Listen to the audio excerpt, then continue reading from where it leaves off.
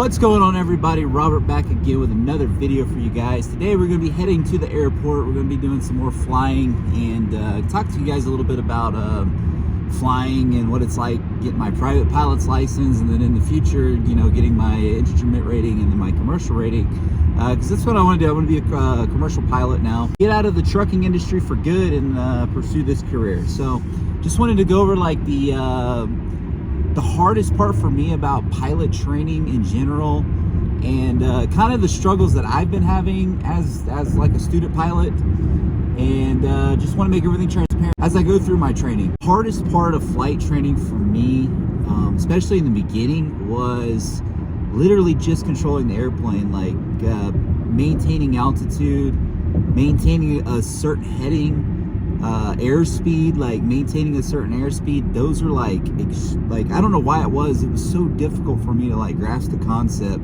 like pitch for airspeed and then power for altitude, right? And I could never get that for some reason through my head, like the way to do it, this is the technique, and then this works better to maintain this altitude and airspeed. But yeah, it just took me a little bit. That was probably one of the hardest things for me to do, is inside of the airplane.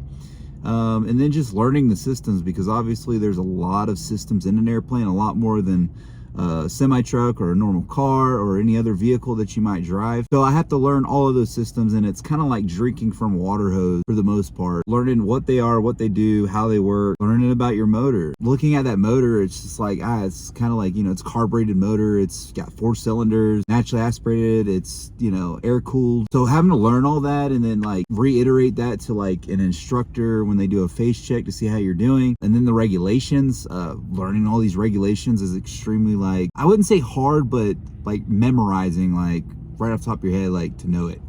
And it takes a lot of studying and a lot of hard work. And then aviation is like kind of like a new thing completely. Like it's nothing that you know, we're used to as like just out here driving the roads or anything like that. It's like completely different rules, completely different physics of how things work. Not only the factor of going forward, you have the factor of like up and down now, you know, as far as altitude goes, sky highways work, and how a sectional chart works, and how there's certain airspaces that you can't go into without getting clearances for.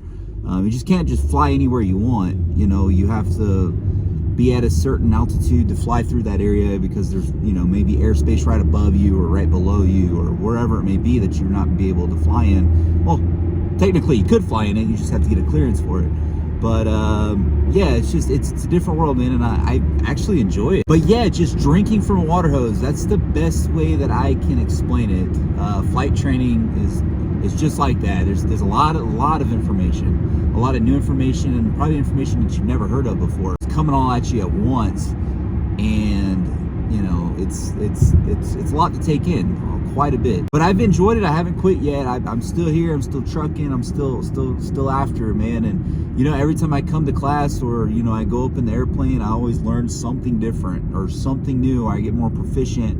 And you know, the scariest thing that I was scared of it, but you know, one of the scariest things was stall. Wasn't looking forward to getting myself into a stall or doing any kind of stall maneuvers. But you know, for your private pilot, you do have to do some stall maneuvers and understand what a stall is, and how to get out of a stall. And basically what a stall is an aerodynamic condition of the airplane where the wings pretty much lose lift. If you're not good at breaking a stall, you could actually end up into what's called a spin, which is the airplane nosediving and spinning towards the ground, which is not a good predicament to be in as a pilot. A lot of people die because of spins. And so you got to recognize when that's coming about and know how to get out of it, know how to break a stall, get back to cruising altitude. And most stalls happen on, you know, takeoffs and landings.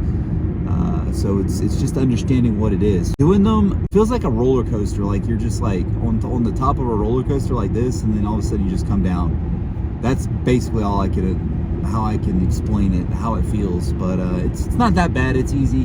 The one that was the scariest one, to be honest with you, was the power on stall for me. Power on stall, dude. You're just sitting there and you put it in slow flight, right? Actually get it into slow flight, which was something that was pretty difficult for me to do. Getting the airplane into slow flight, you're gonna raise the nose, wait till about 55 knots or 60 knots. You're gonna go full power in, and just, I think what makes it is because of the P factor, because the motor's running and then you're getting pushed to the left, it's yawing to the left. you got to add a lot of right rudder, and I think that's what scares people because it's really loud and the engine's going, and I just think that that makes it a little bit more nerve-wracking. But as long as you put the right rudder in and you've got it in throughout the stall, you shouldn't have any issues. And you already got power in, so you should be good. That was probably the more scarier part of flight training.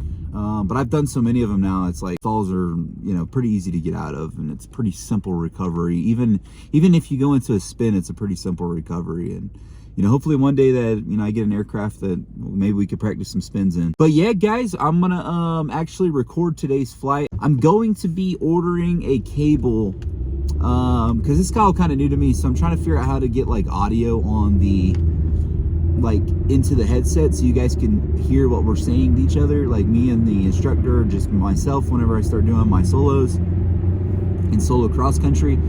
I want to get like one of those little things that I can hook into the headset where you guys can actually hear what or actually not the headset, but the camera into the headset, so you guys can hear what I'm saying in the airplane, because it's very loud. You guys aren't going to be able to hear anything but the motor. But yeah, I'm working on getting one of those now, seeing how that sets up and everything like that. I actually want to get another GoPro for inside of the cockpit, so like kind of like an outside view like I do have, and then like an inside view of what's going on inside the cockpit or what I'm doing in there. That's the plan. I'm gonna try to get this thing going, and maybe another camera, definitely that one wire connector or whatever connection that I can actually hook you into the intercom of the airplane, so you guys can hear what's going on and hear us talking to each other. But yeah, guys, so that's been what I've been up to, and it's been fun, guys. It's been real fun. I enjoy flying. I enjoy aviation. It's great. You know, like I said before, I'm just burnt out with the oil field, and do have a video coming talking about the oil field. I do have a video coming out about the oil field, how much I got paid last year, which wasn't very good. Like, I didn't make that great of money last year. Kind of sad, to be honest with you. It's kind of like, it wasn't very good. But I'll let you guys know about that and what's going on with that. Basically give you a rundown of what, I mean, it's about average, I think, across the oil field. I mean, some people make more, some people make less. It just depends, dude. But anyway, that video is coming out for you guys.